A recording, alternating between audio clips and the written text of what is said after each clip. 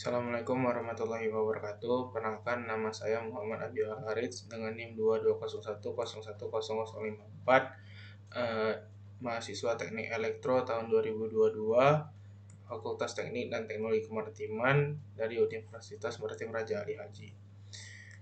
Di sini saya akan menjelaskan mengenai instalasi Jupyter Notebook sebagai salah satu tugas dari mata kuliah Sinyal dan Sistem yang diampu oleh Pak Tony Suhendra, STMCS. Sebelum melakukan instalasi, ada baiknya kita mengetahui apa itu Jupyter Notebook. Jupyter Notebook adalah lingkungan komputasi interaktif berbasis web yang memungkinkan pengguna untuk membuat dokumen yang menggabungkan kode, teks, naratif, dan visualisasi. Jenisnya adalah dokumen notebook yang terdiri dari sel-sel yang dapat berisi kode Python atau bahasa pemrograman lainnya, teks dengan format Markdown, serta elemen visual seperti grafik dan plot. Fungsinya adalah memungkinkan pengguna untuk menulis, menjalankan, dan membagikan kode secara interaktif, serta membuat dokumentasi yang kaya dengan penjelasan, analisis, dan visualisasi data. Selanjutnya kita akan melakukan proses instalasinya. Pertama-tama kita akan membuka terlebih dahulu command prompt yang bisa diakses melalui Windows R, lalu ketikkan cmd, atau menggunakan Windows Search lalu ketikkan cmd command prompt. Nah, untuk melakukan instalasi, karena seperti disinggung sebelumnya, kalau Jupyter Notebook itu dapat menggunakan fungsi dari bahasa Python, maka dapat dilakukan menggunakan fungsi pip install Jupyter. Nah, karena saya sudah melakukan instalasi, maka di perangkat saya sudah terdeteksi. Nah, untuk membukanya dapat menggunakan prompt dari Python min notebook. Maka akan langsung diarahkan ke sebuah server dengan localhost yang 888. Nah, di sini sudah terbuka folder dari file C pada laptop perangkat saya. Kenapa sih? Karena pada command prompt tadi ditujukan untuk folder disk C dalam folder user, dalam folder nama usernya. Itu untuk kasus saya, perangkat saya adalah laptop Asus. Maka akan membuka folder-folder yang ada pada di folder Asus. Nah, untuk memulai suatu program atau suatu kode untuk melakukan pengodingan, kita dapat menekan new, lalu Python 3 ini. Tapi terlebih dahulu saya akan membuat sebuah folder baru. Saya akan beri nama tugas sinyal dan sistem. Ini saya akan membuat baru. Nah, ini adalah tampilan utama untuk melakukan pengkodingan atau melakukan pemrograman pada Jupyter Notebook. Nah, baiklah, saya akan memberi nama terlebih dahulu. Saya beri nama Jupyter Notebook.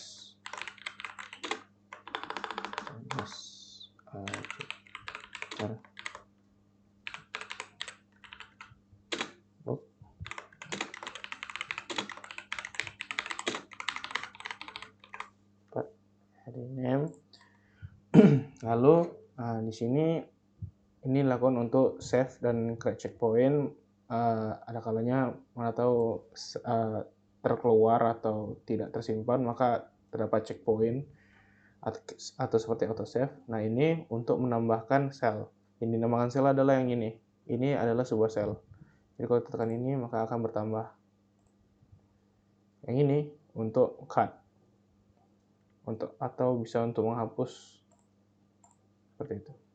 Ini untuk mengcopy sel yang kita tujukan.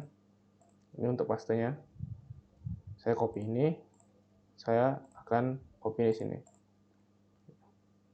Seperti itu. Lalu di sini ada untuk run atau menjalankan program yang sudah kita buat di sini. Lalu ini untuk interrupt atau menghentikan. lalu ini adalah untuk restart untuk ulang kembali, lalu ini untuk menyalakan langsung semua sel. Nah, ini dalam format apakah kita akan menulis sebuah kode atau sebuah paragraf atau yang lainnya. Nah, pertama-tama saya akan mencoba suatu eksekusi Python sederhana seperti print halo.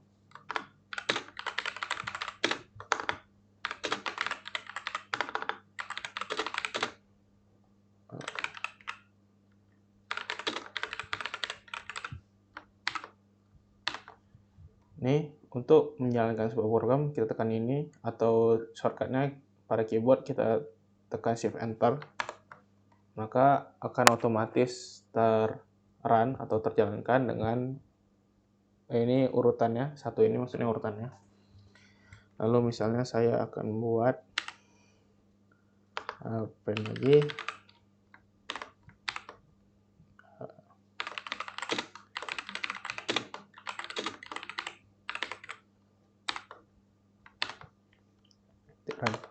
nah seperti itu.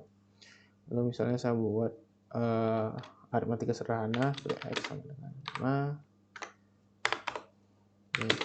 dengan 10, maka z sama dengan x tambah b.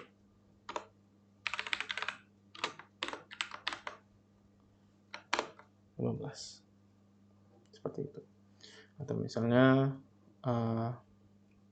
sebuah nilai sama dengan 80 if nilai lebih besar dari 75,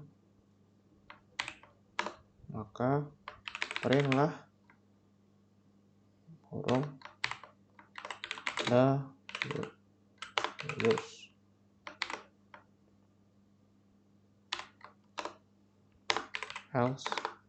Else print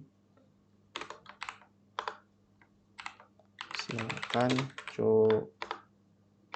coba lagi.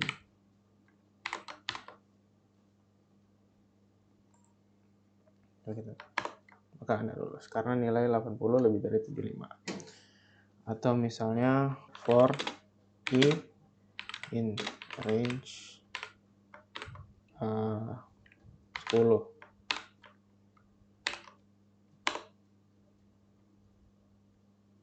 print kurung i tambah 1. Misalnya kita akan mencoba membuat sebuah grafik sederhana seperti import import matplotlib pyplot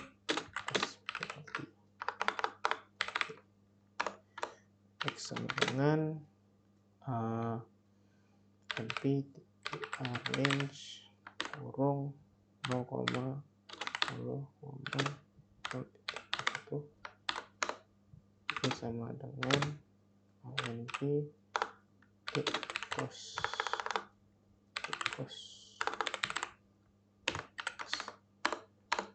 maka plt titik plot plt title kita beri judulnya grafik sederhana cost x, berarti titik